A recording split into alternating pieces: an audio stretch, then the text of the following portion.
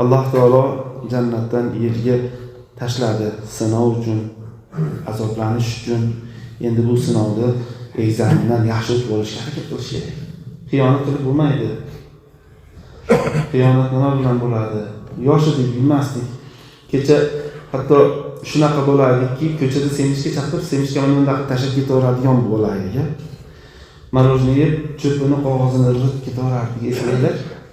Endi u narsa bizga yarashmaydi. Biz endi uni teradigan yoshga yetib keldik. Ularga nasihat qilib, bolam bunday qilma, ko'karmaysan.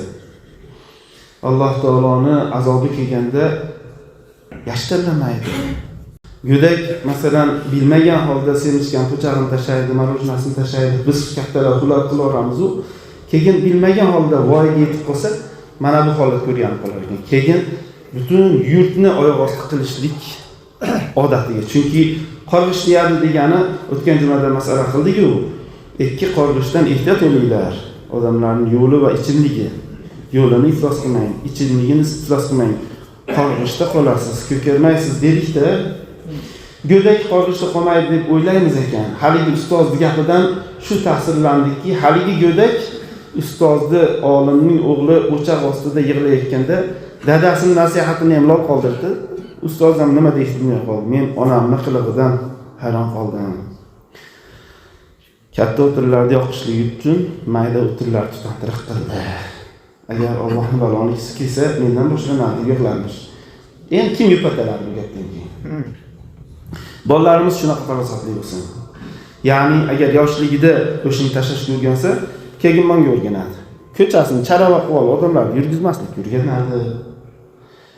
Yoki bo'lmasa nima qilsaki, elga zararda o'tgan jumada aytganimdek, ulushni ham davlat bunda ariq qilib solishni, shuni qirg'og'iga daraxt qo'yib, buni tomonga chopib qo'ymadi. Nanalardan chopib, yo'lni toraytirib, o'sha bola yoshligida qorg'ishda qolgan. To'g'ri, bugun 70 ga kirdi. Unga meni gapim o'tmayapti, chunki mendan 30 yoshda. Ammo u qorg'ishda qolgani uchun shunda bo'lyapti. Yoshligida bilmagan holatda hali cho'pini yo'lga tashlagan, kimdir uf deb qiylangan, qorg'ishda qolgan, mana qarigutcha, o'lguncha xiyonatda davlat mulkiga xiyonat qilayotgan, eldi mulkiga xiyonat qilgan, payg'ambarimiz sollallohu alayhi vasallam vaqtga, elni yurtiga bir qarish, qo'shnini yerga bir qarish xiyonat qilgan odam qiyomatgacha o'sha yer ostidagi 70 qavat yerni ustiga yuklatib qo'yiladi. To'ydingmi? Shunaqa mayda gapga o'xshab tuyuladi-yu, lekin bu insoniyatni iymonini qurilgan poyqadami shu. Shuning uchun hamma diyorlarda vatanni sevishni o'zi bir iymon deb tarbiya berilgan. Bolalarimizga shunday qilishimiz kerak. Alloh subhanahu va taolo Qur'oni Karimda innamal mu'minuna ikhwatun, albatta mu'minlar bitta oila. Mu'minni hammasi bir oila bo'lishiga harakat qilish kerak. U tarafga, bu tarafga tortib bas. Payg'ambarimiz sollallohu alayhi vasallam aytganlar: "Ad-din an-nasihatu", din degani yaxshilik ravo ko'rish degani dedilar.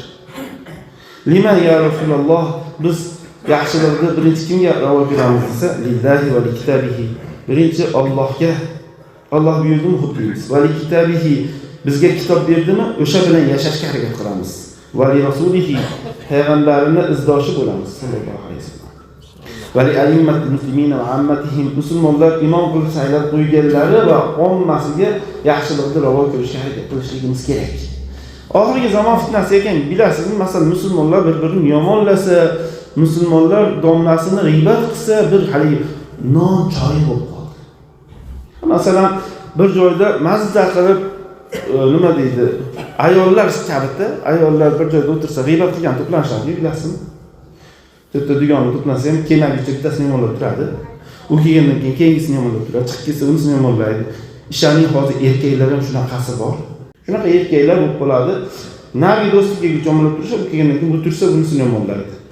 Rasululloh sollallohu alayhi vasallam ad-dinu an-nasihatu, din degani yaxshilikni ravo ko'rish degani dedilar. Muttafaqun alayhi hadis. Buni sahihligiga hamma ulamolar ittifoq qilgan eng ulug' hadisda din degani yaxshilik ravo ko'rish kerak degani. Payg'ambarimiz sollallohu alayhi vasallam davrida haqiqiy mu'minni yomonlagan odamni munofiq deyishardi.